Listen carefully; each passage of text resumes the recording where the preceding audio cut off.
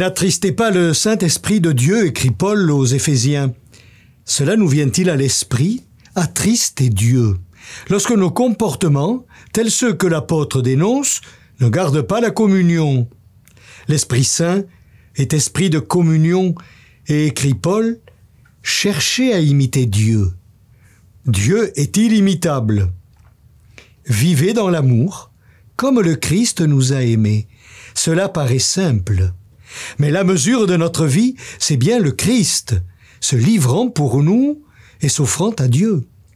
Dans l'Évangile, Jésus invite à venir vers lui. « À qui irions-nous » dit Pierre. « Oh, c'est banal si on est chrétien. » Ce n'est pas de la morale, être bien sage. Mais c'est prendre avec lui, vers lui, un chemin de conversion, comme Zachée, qui est venu vers lui. Le jeune homme riche, qui est parti. Matthieu, vers lequel Jésus est allé.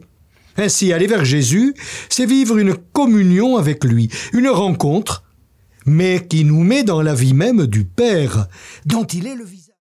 Et dans la communion de l'Esprit Saint, qui nous fait le don de cette force d'amour et de vie, pour vivre ainsi un enfant bien-aimé de Dieu. C'est tout simplement vivre de la vie éternelle. Oui, elle est déjà commencée. C'est la bonne nouvelle de notre baptême. À nous de la mettre en œuvre.